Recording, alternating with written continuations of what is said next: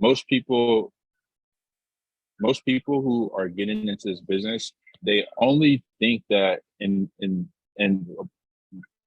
you can own properties. They only think that you can do Airbnb on just an ownership standpoint, and that's very incorrect. Like, you can actually rent out your own properties, or you can go and rent somebody else's property and put it on Airbnb or use it for corporate housing. So there's so many ways that you can leverage this business. Actually, the easiest way to do it is if you own properties. I own properties myself, but I also rent out properties and have them on this platform as well. So there's so many different ways that you can leverage this, even outside of Airbnb. You can use VRBO and other platforms that do, hourly rate basis or even nightly rate basis. So the biggest thing about this is you want to be able to create a truly passive business. Just like Darryl said, the way to financial freedom is passive income and residual income. You can build valuable relationships in this business as well. We'll get into some other ways of building this business outside of Airbnb that will help you understand this point right here. But this is how you can build your wealth so that you can launch yourself into owning properties. A lot of people think that, again, you have to own properties to be in this business, but essentially you can put down way less money to launch the same business that you would if you own a property and make the same amount of money. So if this sounds appealing to you, just pay attention to the next 10 to 15 minutes, because I'm guaranteeing right now, if you don't leave this call with an opportunity to acquire a new property or venture into this business, then I've done something wrong. So I'm giving you exactly what you need so that you can go out there and win. So again, I'm gonna show you how this is possible for you. Who is this mainly for? This is for anyone that has extra income to put into a recession-proof investment strategy. And when I say recession-proof, I really mean it. So who am I? I'm an ex-college athlete. I'm a real estate investment firm co-founder. I'm an author. I'm a mentor. I'm a real estate investor, and I'm a corporate housing expert. So I've helped tons of people get into this business. I'm very, very excited to be able to show you guys exactly what you need to do. Because at the end of the day, if I know that I can help the next person, then I know that I've won. It's not so much about me, it's about how many people can I impact and how many people can I make more successful than I am. So this system works. Here are some numbers, not that important right now, because I'm about to show you exactly why Airbnb has changed countless lives and how we barely scratched the surface. So what many people don't even know at all is that you can leverage Airbnb, but you can also create more revenue for yourself through corporate housing. So the benefits of Airbnb and corporate housing is lower tenant turnover. You can build long and sustainable relationships with major companies, and you can maximize your revenue, and you can still create passive income for yourself.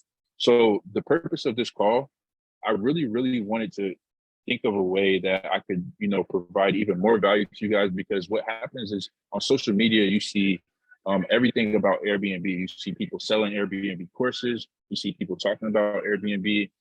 The information is pretty much recycled in many different ways. And I don't want to be on this call. I don't want to, have this live and have this presentation where I'm just repeating the same information that you guys may see all on social media. Airbnb is everywhere. So what I wanted to do was I wanted to switch it around, and I wanted to present you guys more of a corporate housing type of style, so you guys get to see the other side, what people aren't sharing with you on social media.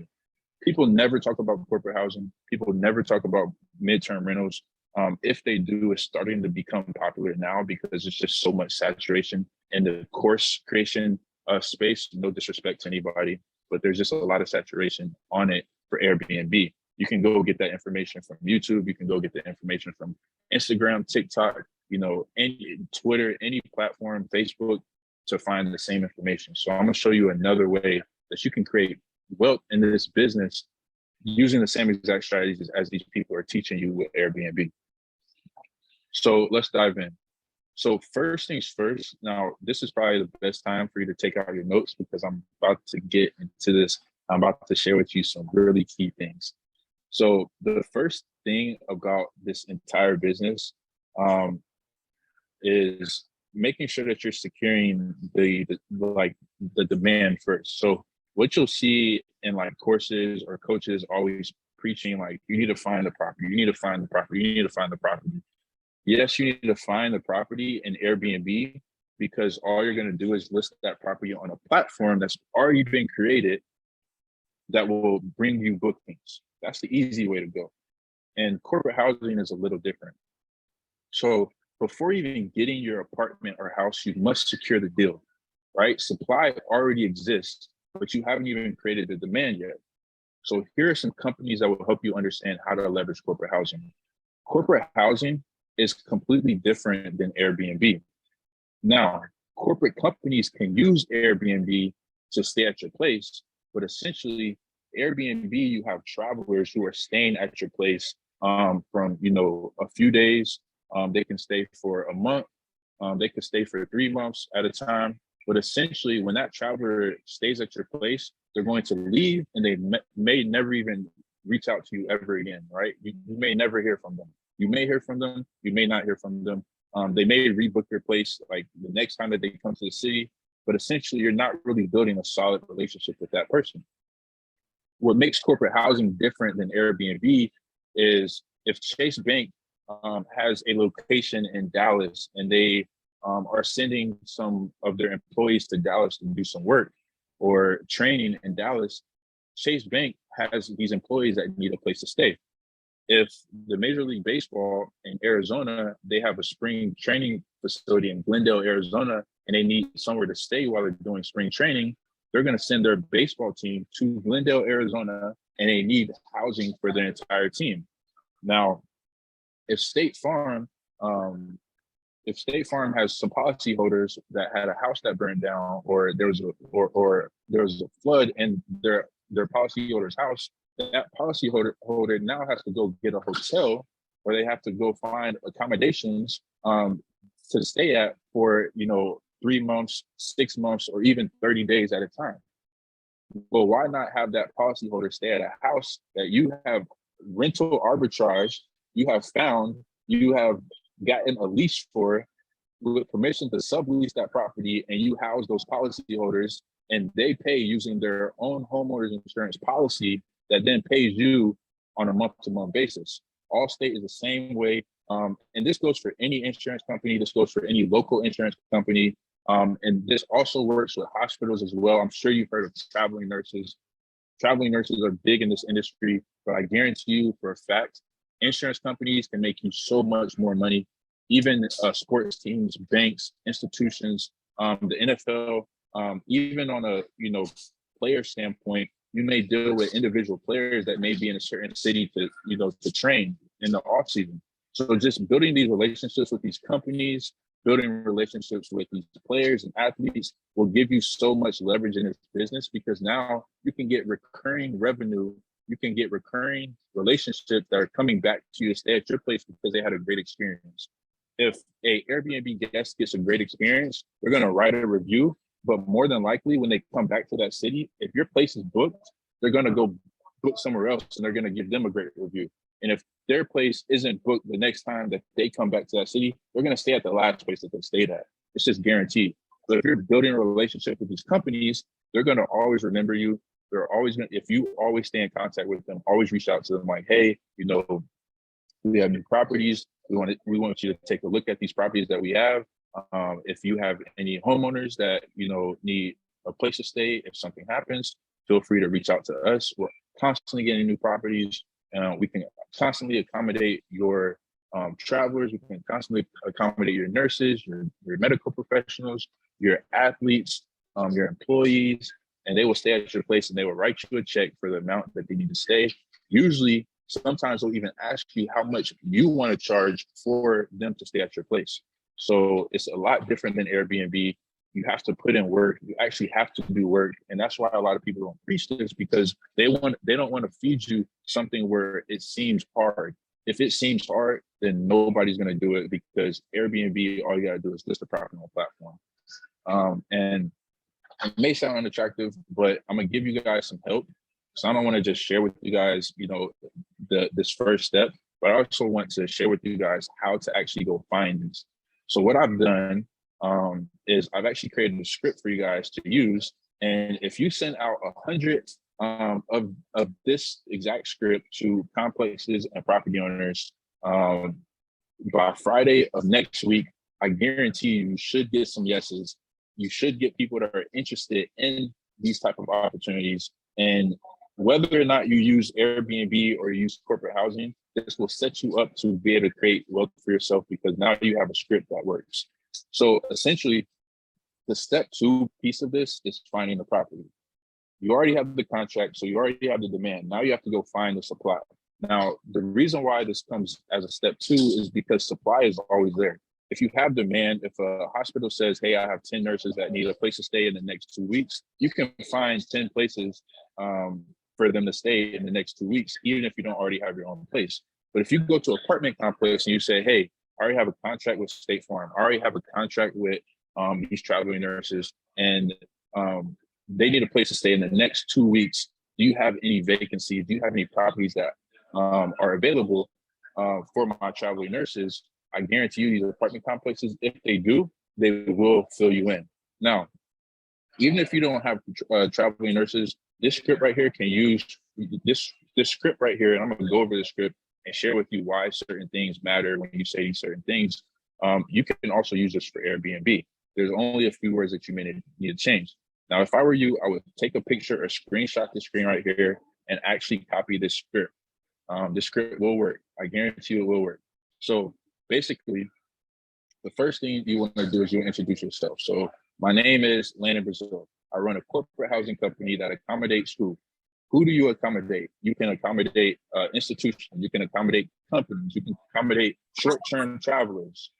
You can accommodate whoever you want to accommodate. I just recommend you stick in the lines of either corporate housing or Airbnb type travelers. You don't want to say you accommodate Airbnb guests. You just essentially want to say you accommodate short-term travelers or mid-term travelers or long-term travelers.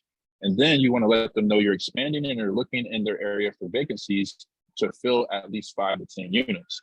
The reason why you want to say 5 to 10 units, even if you aren't capable of filling 5 to 10 units, is to show urgency and to show that you're serious. If you don't show that you're serious, they're not going to take you serious at all. So you have to show them that you're interested in more than just one unit. If you're interested in one unit, they can go find somebody that's interested in one unit. But if you express to them you're interested in 5 to 10 units, they're going to share with you what they really have. And if you're capable of taking on those units, you can take them on, but the opportunity is there for you. Next thing is our team will handle cleanings and minor property maintenance. And minor property maintenance. Now, cleaning is very important because when you're building this business, you need to have a cleaning team that is going to go in and clean these properties for you. There's so many ways that you can find cleaners. A few is like Carrot.com, TaskRabbit. You can even use like Turnover BNB. You can use Craigslist. You can do Facebook groups. You can find cleaners everywhere. But essentially, you want to find people who have had experience cleaning Airbnb specifically because they know how to present a property to accommodate someone for either a long period of time or a short stay. Minor property the minor property maintenance is more so minor things that may happen, like something breaks or a faucet breaks or something like that, something very, very minor that can be taken care of by you and your team. Now, on the flip side of it, when a company pays you or a company is trying to stay at your property, or even an Airbnb guest is staying at your property, if they break something, then that cost is on them. So that cost essentially is paid for by your guest that you then use to pay for the service to you then pay that contractor or whoever is taking care of the property that you hired to fix that item. Now, the next sentence is, we would love to have a conversation about how this all works as we're acquiring a number of units per month. So you can say whatever that number is. And that is a psychology to them to help them understand, okay, this company is serious. They're acquiring this amount of units per month. You can just go out there 10 units per month, right? Or 5 units per month. Even if you haven't acquired them, you just need to present that to them because they're not going to take you serious unless you don't. Hope that makes sense. I know I'm talking fast. Could you guys give me like a 1 if everything is making sense in the chat? Give me a 2 if I need to slow down. I don't want to go too fast. I don't want to throw anybody off. All right, cool. All right. All right. So the next piece is the full management and expansion. Now that you've got the got the demand in place and you've gotten the supply in place, you want to think about the full management and how you can expand. So once you have that right system in place, the foundation is built, then the last step is putting all these pieces together. So basically what's going to happen is you have the contract in place, you have the system where you can find these properties, all these things, and you can use the same sites. You can use apartments.com, you can use Zillow, you can use realtor.com, you can use Hotpads, you can use any site that essentially has a property listed for rent or for sale. Even properties that are for sale, you can get into because they may be on the market and they may need to be rented out for a few months. Until they can sell. So things like that, you can leverage those. You can leverage realtors. You can leverage anybody that has access to properties that can either be rented or sold. Now you want to think about your team. So you need to build a team that is strong enough to handle these guests that are coming in and out, but also is able to handle anything that happens at the property so that they can go ahead and serve the guests. The guest is the most important piece. That's who's paying you. That's who's getting the experience from you, to make sure that they have a great experience, but also they go back to their boss or they go back to their company or they go back home and be like, dang, I had a great time at Landon's property. I enjoyed my stay. I cannot wait to go back to that property. You want, athletes to feel the same way. You want institutions to feel the same way, because don't let Chase be like, okay, cool. Our employees had a great time, in Dallas. They enjoyed everything. They didn't have any problems. They even had, concierge, dry cleaning. That's something that you can offer. You can leverage Instacart, send groceries to their property so that they don't have to go grocery shopping when they come in town. You can do all these different things. They have a great experience. They're going to come right back to you, and they're going to pay you the same amount, if not more, than they paid the last time, because they know that they can get a great experience with you. And essentially, with a company, they want their employees to have great accommodations so that they can focus on their job. And that's essentially what you want to do. So you get that full management piece together, and then that's when you can think about expansion. When you think about expansion, all you're doing is duplicating that same process over and over and over again, so that you expand from 1 unit to 10 units to 20 units to 100 units. And that's essentially how this all works. Now, I don't want to go too far yet. Does anybody have any questions at all?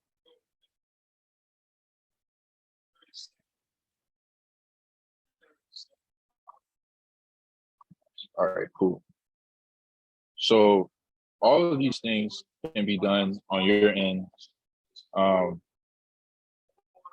think I heard something. All these things can be done on your end, but we can also do all this for you. So Darryl mentioned to you what exactly we do.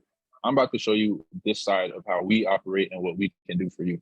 So if you think about it, you go and get that contract and you go find that property and you do the full management and expansion. Now, what we do as a company is we can go find that property for you. We can coordinate that entire setup for you and get the job done on the full management for you as well. So full monthly management of your guest experience and operations is what we can do for you. And additionally, we can drive income to your property or the corporate level, as well as leveraging Airbnb. It's all done for you. So let me tell you about the management trap. Most operators who don't have a system like this find themselves stuck. They are in the day-to-day tasks wearing multiple hats, and they do not have the right system. And we actually have built that system that will keep you from giving your precious time. Now, we do all the hard work for you so you can focus on your family and career, in addition to starting a whole nother business, because when you do get into this business, you are starting something completely new. And for those that have businesses, know that when you start a new business, it's a whole new world that you're entering into. And it's something that you have to basically build out and learn processes, SOPs, develop all these different things that you had no idea before, and it takes time. So we can do all that hard work for you as you just create this new business so you can focus on expansion. Now, when you combine all those pieces in the system together, it's finding launching, and management.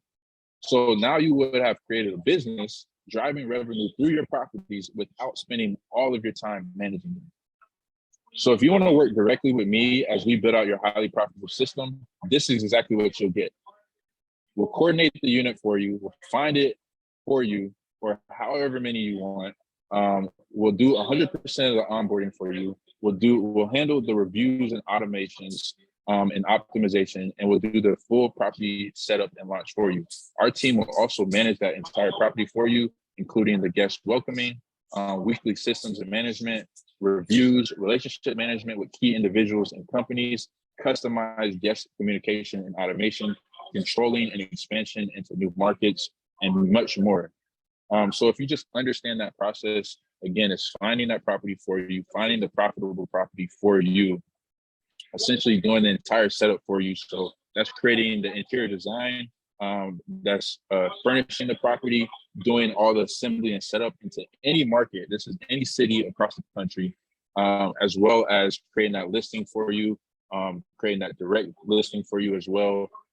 Also creating those systems for you so that you can essentially just lay back, relax, and make money. And then essentially we'll also drive revenue to you from other platforms, but also other companies. State Farm or any other company that needs a place to stay, they'll essentially book your property and they'll pay you directly. We just manage that entire process for you. Now, Airbnb is now, corporate housing is the future. Think ahead so that you are not left behind. Thanks, Darryl, Callum, and the Infinite Freedom family. I'm so appreciative of this opportunity. And I just appreciate everything that's coming my way. I appreciate everyone who stayed and just decided to listen to this. If you guys have any questions, let me know. But furthermore, you can book your call with me and we can discuss further about how I can help you. Go ahead and just put your phone on this QR code and it'll pull up my calendar. Wow, man, that right there was amazing. 100% appreciate you for coming in and breaking it down and sharing that information.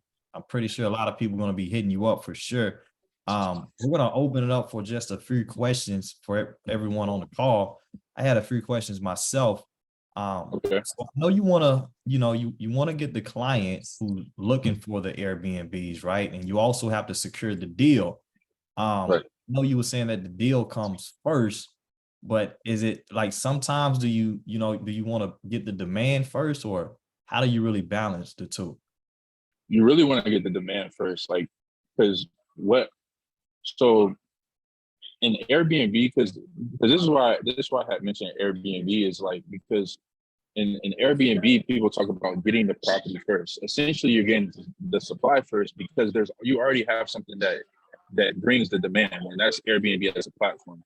So you don't really need to, find that demand first because it's already there.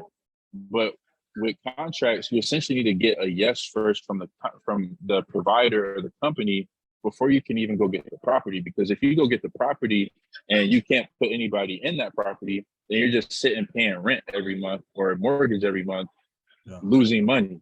And that's not the way to go. Because if you actually get a contract, what you can do is, for instance, like the military, what they do is they pay between $1,000 to $2,500 per room for each, if you get like a pilot program and you have these people in the military, they come and stay at a property or whatever, a 3-bedroom, they're gonna rent out each room. Like they're not gonna rent out the entire property at one rate. They're gonna rent out the entire room. So if it's like 2,500 for 3 rooms, that's 7,500. If they need a place to stay, I guarantee you're gonna find a place for them to stay if they're gonna write you a check for 7,500 and your rent is only 2,000 or 3,000. I guarantee you'll find a place to stay for them. That next month, you may have to relocate them to an apartment that you found for them that you furnished. But at the end of the day, you have that deal in place. You can send them to a friend's house, or you can send them to another friend's, Airbnb, whatever the case may be. But essentially, it's smarter to get that demand before you get the supply in this business. Now, if you already have this demand, then go ahead and get the property first. Like, go ahead and get it. But if you don't want to be losing money every month, basically, is what I'm saying. Because you didn't go get that demand first. Now, of course, you can go get the property and you can leverage Airbnb until you get that demand. But if your whole focus is corporate housing, because what's going to happen is like you can approach the apartment complex, and the minute you mention Airbnb, they're like, no, no, no, no, no, no, no, no, we don't want to do that. We don't want to do that. But if you tell them you do corporate housing, you don't do Airbnb whatsoever, they're going to simply say yes. It's going to happen every time. Like they're going to say yes if they offer corporate leasing. If they offer corporate leasing and they're opposed to Airbnb, they're going to let you do every single other thing that you want to do with that property except for put it on Airbnb. So they're going to say yes, but essentially, if they say yes and you don't have nothing, to leverage it with, you're stuck, right? You're Okay, stuck paying a high check rent. it out. Okay, let's say you got the demand, so you go out there and find the property for them. How long do these typical contracts last with that particular property owner? It just depends on the company. So like, if you're working with an insurance company and someone's house burns down, it's going to take them a while for the house to get rebuilt. So it could be a 6-month, deal. It could be a 8-month, a year deal, right? So you'll already know how long you need to sign a lease for with an apartment or a property owner because you have this deal in place. A baseball team, they're doing spring training, so they're only going to be at your property for a few months. You have an institution that has, training, they may only be at your property for a week, right? So you'll know how to like stack up these bookings to make a lot of money, and you can fill in the gaps if you need to on Airbnb. But essentially, when you get that demand first, you already know, how long these people are going to stay. So it'll help you think ahead and plan ahead for these next bookings. You may have Chase Bank or an institution or whoever in your place for a week, and then you could have, an insurance company coming in for the next, 3 months. And that gives you time to go find more, deals, go get more contracts to go and fill these units up as time continues to go on. It also creates you more revenue so that you can go get more units for yourself to go repeat that process. Gotcha. So I guess it's like a balance that you got to have. That's just what my concern is. Okay, if you lock in a contract with the property owner for a certain period of time, and let's say that deal falls through or whatever with the demand, I guess there's other ways that you can fill that in though. Yeah, so you can definitely fill it in. But I also that's why I like to help people understand like you do want to pitch a property on Airbnb essentially when it comes down to it, because Airbnb can be your safe place. If Airbnb can be it can be the if all else fails, I still have something to lean on because I'm still building a business that's based on relationships. But once you build those relationships, then you don't even have to use Airbnb because it comes a point in time where you don't have to depend on another platform.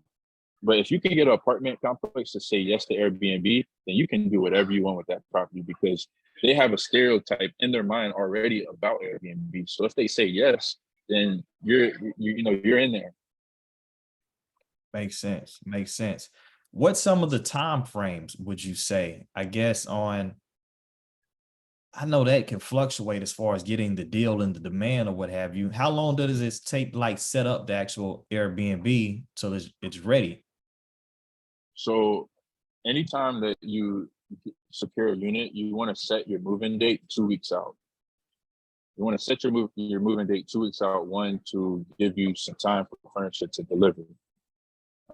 Once the furniture delivers, that's when you should start paying rent. So you set your moving date 2 weeks out. That's when you're actually making that first payment.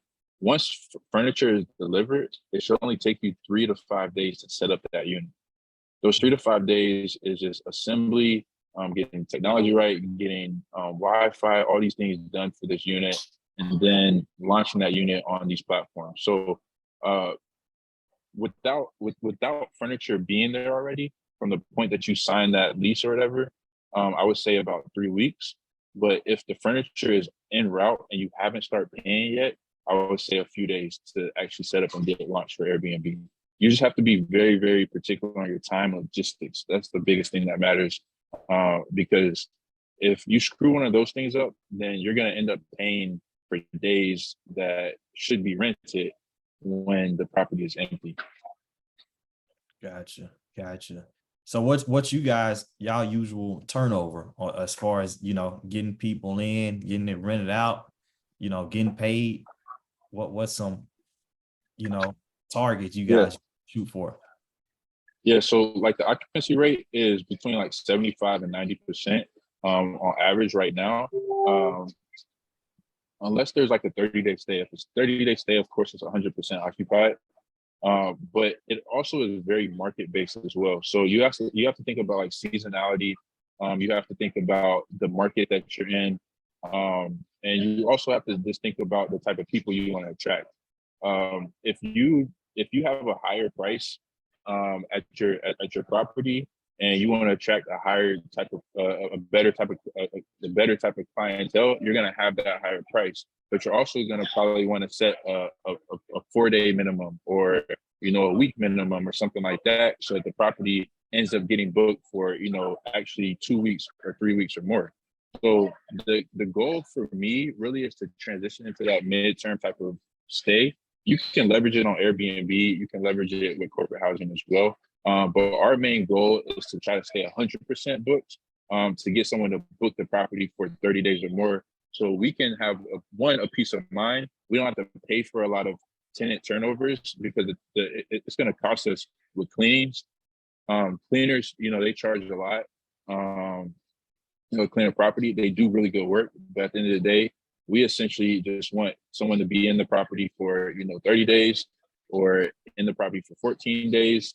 Out the month, someone else comes in for the other half of the month, stays in there. It really stays 90 to 100% occupied, and then we have enough money to go and then flip that money to go get another unit to then furnish it to do the same thing.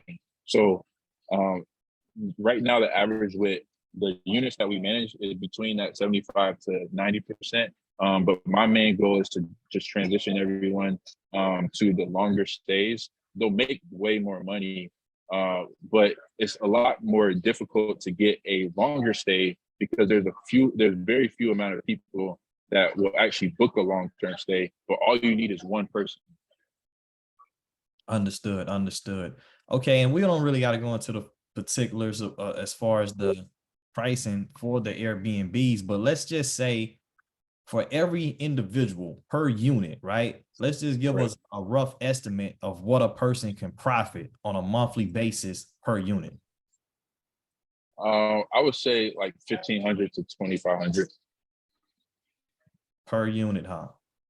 Yeah, like before. So it's crazy, because before, like, everybody started creating courses, and like people started like saturating cities and things like that, like profits were like kind of a lot higher. Like I remember on my duplex, like even last year, like I would profit like 3,500 on each side. But now the whole neighborhood is doing Airbnb, and at the time I was the only person doing Airbnb. So it's like, that's what you may deal with in cities, which is why the corporate housing route can be beneficial to you. But I would stick to like the average, kind of like the stay in the 1,000 range. I also use worst case scenarios a lot of time too, like when I do comps and run numbers. So I wouldn't give your hopes up on that,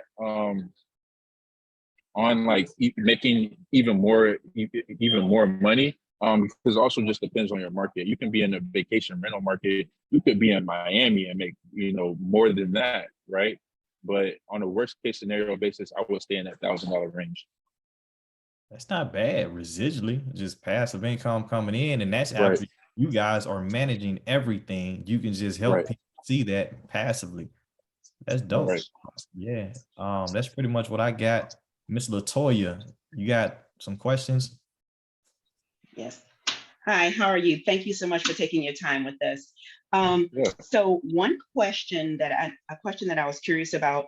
One, have you ever experienced something when possibly the contract ran out with maybe if you sought an apartment complex, did the contract run out when you had maybe a long-term rental and a long-term lease? And the reason why I'm asking that is because I'm here in Louisiana and we're Okay. hurricane prone. So I'm right by Yeah. New Orleans. I'm between New Orleans and Baton Rouge, right? So corporate Yeah. housing is large. And Yeah. we have a lot of FEMA employees that lives in corporate housing long-term here. So that would be ideal, as well as I previously worked for Chase, so I was corporate America, living in those corporate housing, going out of town. So I truly understand exactly what you're saying. That's genius. But has it ever been a circumstance doing it that way versus, let's say you didn't own the property, but if you were seeking a property that's for lease already, was it ever an issue where the lease ran out, or that particular contract ran out with a unit? So like the contract ran out before the lease? Before, like the contract with the apartment complex. Let's say we were looking at an apartment complex in a luxury building that's available. One, do we have the ability to increase the amount that we're asking, from FEMA? Like, do we have the ability to determine what we want to lease that particular unit as? So that's one question. And then what if it runs out? Like, what if I sign a contract for a year and then the year is over with and it's time to renew, but they're still living in that particular unit? How do you handle that? Yeah. So up front, like, you just have to establish these things. So that's why you need to get that demand before you get the supply. If you know that FEMA is going to stay for a year and a half, it's probably wise for you to get a 2-year lease, or it's probably wise for you to talk to the apartment complex about an 18-month lease. And then also in the beginning of that contract, you need to set your price. So I wouldn't think about now. Like, I wouldn't think about like what you need right now. I would think about what you may need long term. Because if FEMA is paying you, let's just say $4,000 a month, and $4,000 a month is what you need right now, and a year from now, $4,000 a month isn't a lot, it may be wise for you to try to ask for them for $5,000 a month or $4,000 a month, and based off the market, an increase of $100 or an increase of $200. Like, because what these are regular leases. Like, you're just subleasing an apartment. Like, this isn't like Airbnb where they book it or whatever. Like, you're drafting up a lease with clauses in there that is signed by the company. So you can create whatever you want in those clauses to benefit you. It just has to match their budget or whatever they can afford to stay at that property. Do they typically tell you what their budget is from the very beginning? Since it's supply and demand, do they tell you this is what we want to work with? We want to. I know, right? That would be ideal. They don't. Yeah. They ask you, and then if it doesn't align, they just move on. But you can definitely negotiate. Yeah. Well, FEMA pays anything. It's the government. Yeah. They overextend and just put people in places. Just writes the check. Yeah. They just put people in locations, and it's just a matter of having somewhere for people to go, because they'll pay anything. That's just how much that's how much is needed here. So awesome. Yeah, we have we actually have 12 properties in Baton Rouge. So it's funny that you mentioned that. Baton Rouge and New Orleans is huge. I mean, we're looking to go like 100+ in Louisiana. So I'm fully aware of the corporate housing side market of that out there, because I mean, hurricanes. If I see any market where it's like disasters, like, it's money. Jump on it. Exactly. I messaged my friend. She's also on, and I was like, she owns a security firm, so she's the one that I was like, get on now, jump on, because she does the security for them. So it's like it's crazy, but